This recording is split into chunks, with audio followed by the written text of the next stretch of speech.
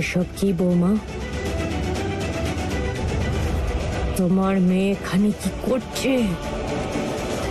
তোমায় বলেছিলাম না আমি, যতক্ষণ না তুমি আমাকে একটা নাতি দিতে পারছো এই বাড়িতে পাও রাখবে না। মা, আমি কিছু... এইবার তুমি একটু লম্বাই দৌড়ে ফেলেছো বৌমা। মনে হচ্ছে সেদিন রাতে তোমার শিক্ষা হয়নি।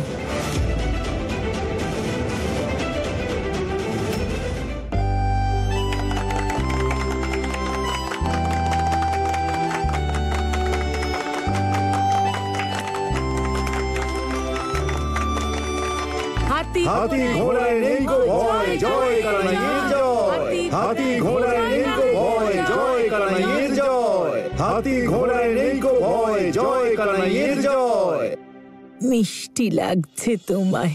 মনে হচ্ছে ছোট্ট গোপাল ঠাকুর আমাদের সামনেই দাঁড়িয়ে রয়েছে। হ্যাঁ, সে তো লাগবেই।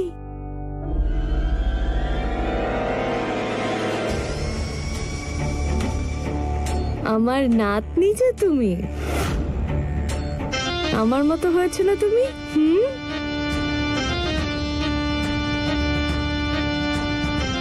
সত্যি তোমাকে দেখে না আমার মনে যেন উথাল পাথাল হচ্ছে আমার সোনা। তুমি তো জানোই না কত মনে করেছি আমি তোমায়। তুমি জানো আমার মনটা আছে না ধক ধক ধক ধক এরকম করতো যে আমি আবার আমার সোনার মুখটা কি দেখতে পাবো নাকি এভাবেই শেষ হয়ে যাব।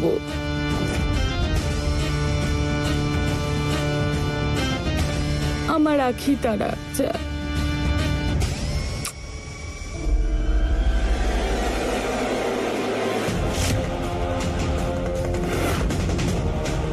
আমার মতামত না নিয়ে ইচ্ছের বিরুদ্ধে গিয়ে এই কাজটা করে তুমি ঠিক করনি বৌমা।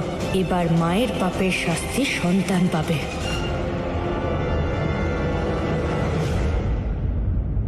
নয়না,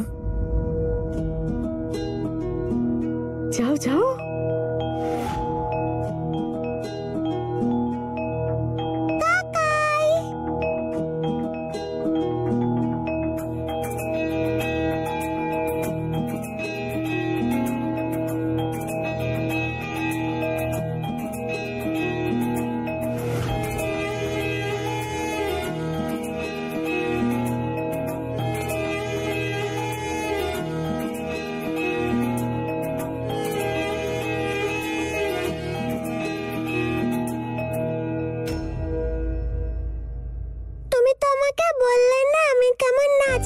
তোমার নাচ সব থেকে বেস্ট। সত্যি সত্যি।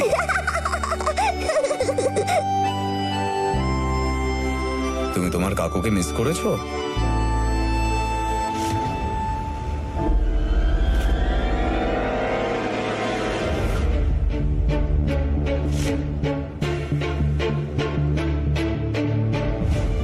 অজয়বাবু দীপিকা দিদিকে এভাবে দেখা করতে দেবে না। কেউ এত কঠোর কি করে হতে পারে যে এক মা তার বাচ্চার সঙ্গে? আমাকে কিছু একটা করতে হবে। আরে তোমরা তো সবাই ওর সঙ্গে দেখা করলে, একজন মাকে তার বাচ্চার সঙ্গে দেখা করতে দাও। এসো।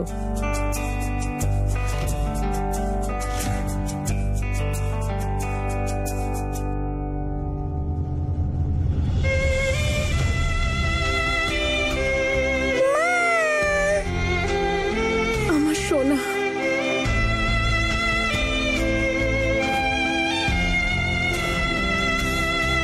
এত আনন্দ, তাও এমন একটা পুণ্যতিথিতে। আজকের এই শুভ দিনটা আমার চিরকাল মনে থাকবে। আচ্ছা, এটা কার ভাবনা?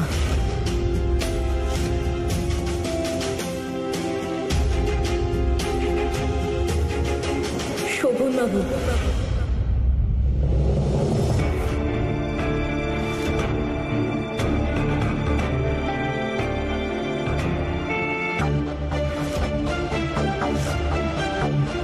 হ্যাঁ, আজকেই পেমেন্ট হয়ে যাবে। Thank you. শুনুন, আপনি জানেন দীপিকা দিদির জন্য রাখির সবচেয়ে বড় উপহার কি হতে পারে? কি? তার মেয়ে।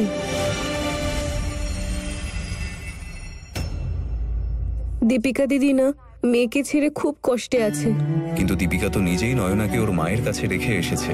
আমি এটা বুঝতে পারি না, তুমি তোমার মেয়েকে তোমার সাথে কেন রাখো না? কারণ ও একটা মেয়ে, ছেলে নয়। কারণ যাই হোক, কিন্তু দীপিকা দিদির তার মেয়েকে খুব মনে পড়ে। আর মা তো নিজের বাচ্চাকে ছেড়ে কিভাবে থাকবে বলুন? আমরা ওকে বাড়িতে নিয়ে আসি না, দীপিকা দিদি ভীষণ খুশি হবে, আর ওর মেয়েটাও। আর আপনি চাইলে তো সেটাও সম্ভব। কথাটা ঠিকই বলেছো, দীপিকার জন্য এর থেকে ভালো গিফট হতেই পারে না। আমি দেখছি বিষয়টা।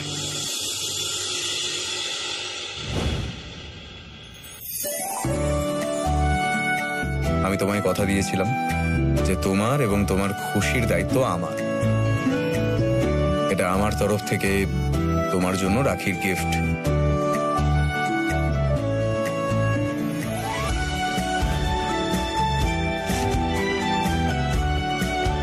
আমার দেখে ভালো লাগলো যে নয়নার এখানে আসাতে তোমরা সবাই খুশি হয়েছো।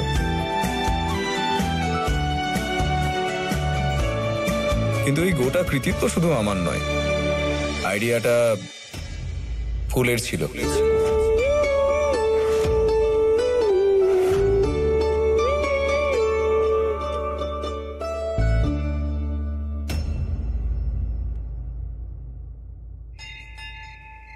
তারা দেবী, আমার খুব ভয় করছে।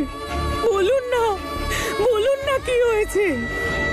আমার ফুলের বিবাহিত জীবনে সমস্যা দেখা দিয়েছে।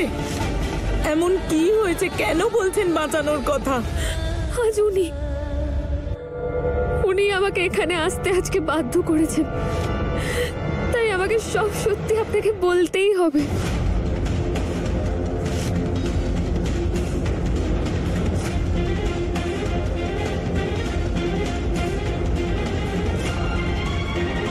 কোন সত্যের কথা বলছেন?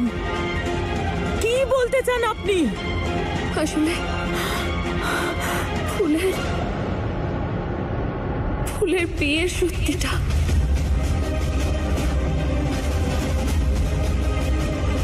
যেটা আপনার থেকে লুকোনো হয়েছে।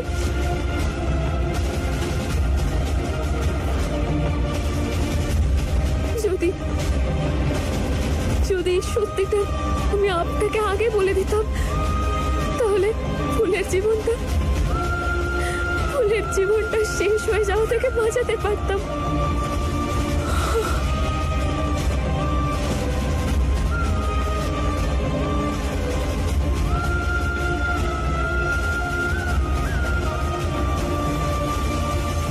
কি হয়েছে আমার মেয়ের সঙ্গে?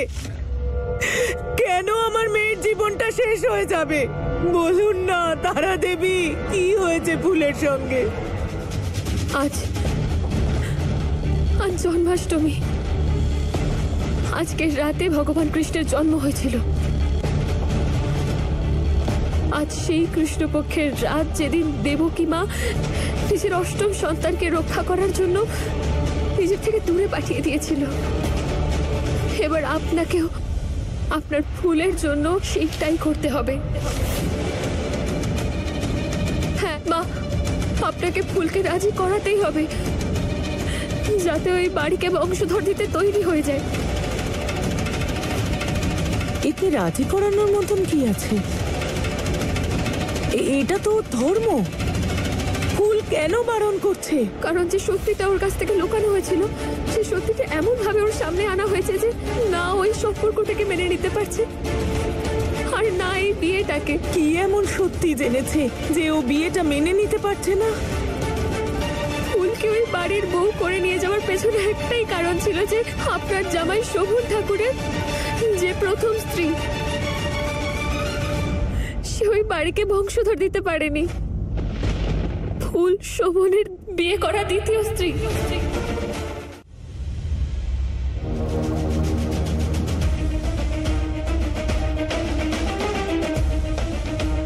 এসো বাবার কাছে এসো।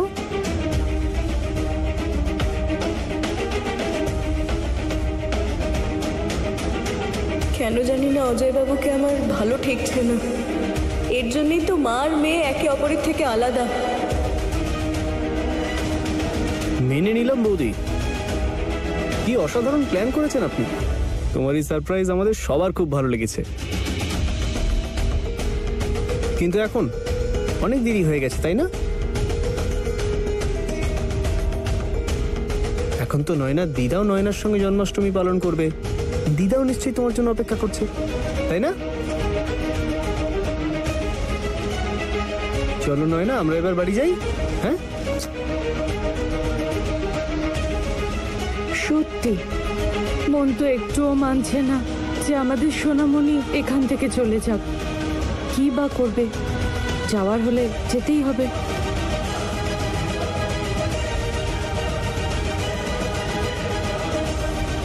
এই কে আছো, গাড়ি বার করো সোনামণির জন্য। হ্যাঁ মাসি।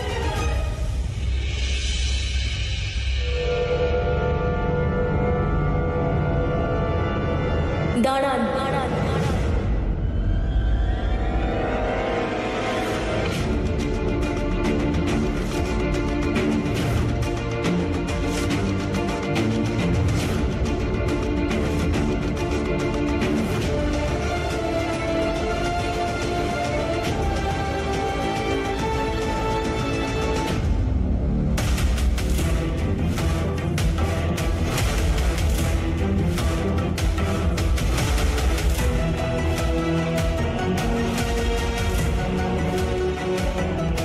অজয় বাবা, ওকে ওর বাড়িতে নিয়ে যাও।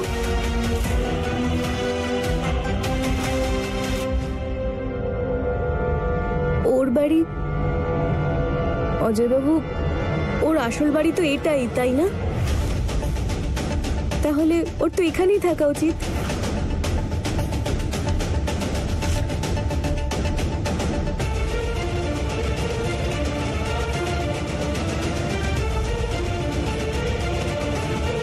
আরে বৌমা, আমার সম্ভব হলে তাহলে আমাদের সোনামণিকে 24 ঘন্টাই বাড়িতে কেন, আমার কোলেই রেখে দিই। আমাদের বংশের প্রথম সন্তান বলে কথা। কিন্তু দীপিকা বৌমাকে কে বোঝাবে? আমাদের দীপিকা বৌমা চায় আমাদের সোনা মামার বাড়িতেই বড় হোক। এবার মা সন্তান রাজি তো কি করবে কাজী, তাই না দীপিকা বৌমা?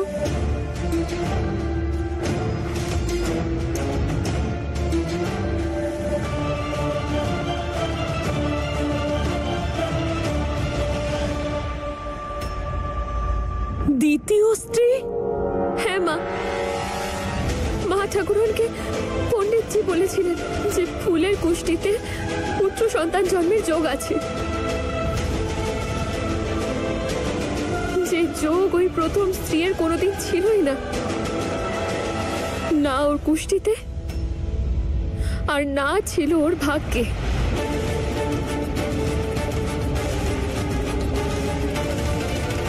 এমনই অভাগী ছিল যে ও কখনো এই বাড়িকে একটা বংশধর দিতে পারবে না।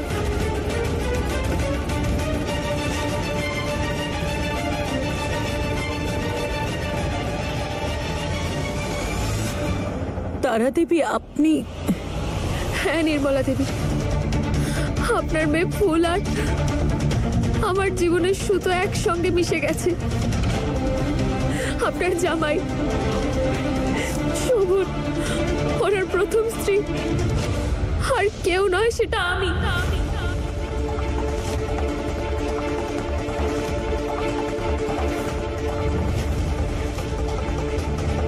ওই অভাগী আমি যে ওই বাড়িকে একটা বংশধর দিতে পারিনি।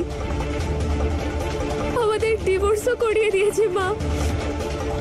এইসব এই জন্য করা হয়েছে যাতে ফুল আর শোভনের বিয়েটা আইনতভাবে প্রতিষ্ঠা পেয়ে যায়, আর তারপর দুজনে মিলে নিজেদের সংসার গুছিয়ে নিতে পারে আর ওই বাড়িকে বংশধর দিয়ে দিতে পারে। কিন্তু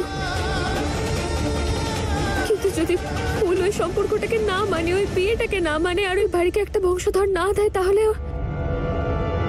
ওর খুব খারাপ অবস্থা করবে ওরা।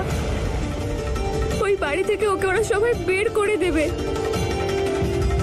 আর তারপর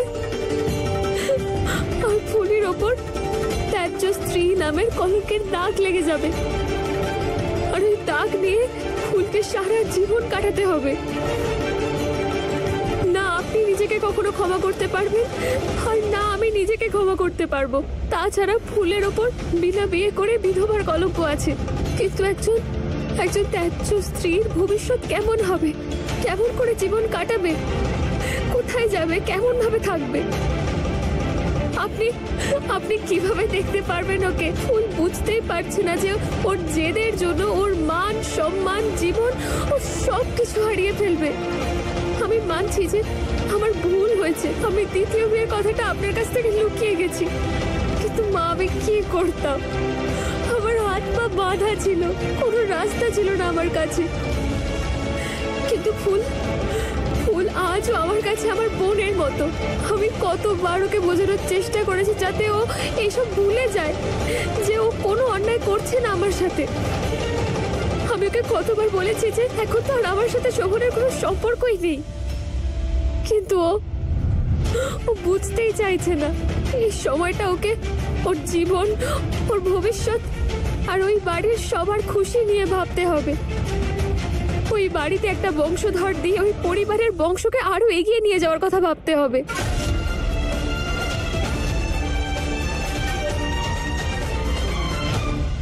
না না ছোট মা, আমি তো দিদিকে দেখেই বুঝতে পেরেছিলাম যে দিদিও চায় যে তার মেয়ের লালন পালন এখানেই হোক।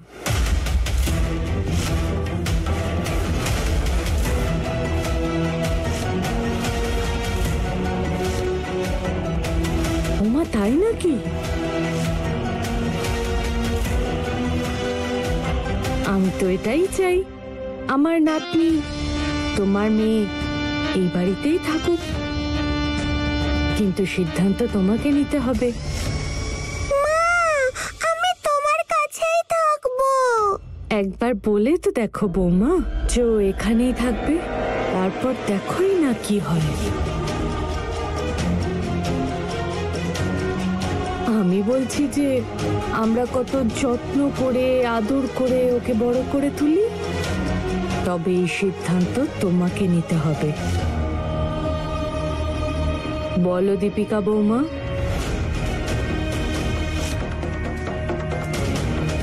আমি কতটা খারাপ তুমি জানো তো, তাও নিজের চিন্তা করলে না, নিজের মেয়ের কথাটাও একবার ভাবলে না।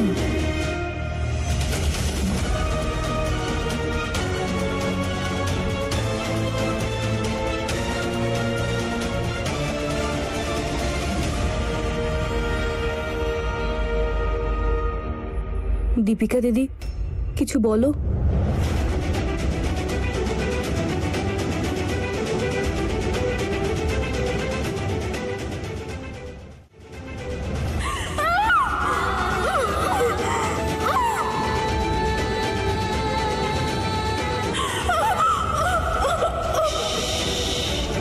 যতক্ষণ না ছেলের জন্ম দিচ্ছিস, কোনো পরিস্থিতিতে নিজের পরিবার বা তোর মেয়ের সাথে না কোনো সম্পর্ক রাখবি আর না কথা বলবি।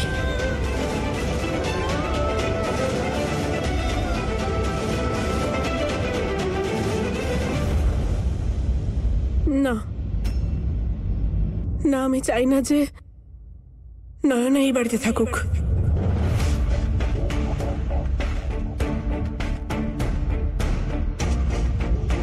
আমি বলতে চাইছিলাম যে নয়নার স্কুল ওখানে, ওর সব বন্ধুরা ওখানে থাকে, আমার বাপের বাড়ির কাছে। তাই আপনি নয়নাকে ওখানেই পাঠিয়ে দিন। দীপিকা দিদি নিশ্চয়ই কোনো চাপে পড়ে মেয়েকে এখানে রাখতে চাইছে না। আমাকে কিছু একটা করতে হবে, কিন্তু কি করব? অজয় বাবা,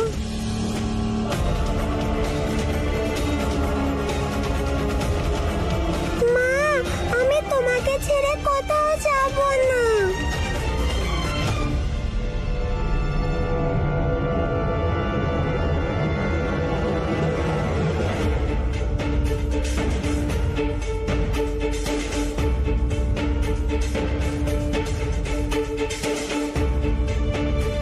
ঠিক আছে, যদি দীপিকা দিদি এটাই চাইতো তাহলে তাই সই, কিন্তু এত তাড়াহুড়োর কি আছে? আরো কিছুক্ষণ থাকুক, এখন ওকে ওর বড় মায়ের সঙ্গে দেখা করতে দিন।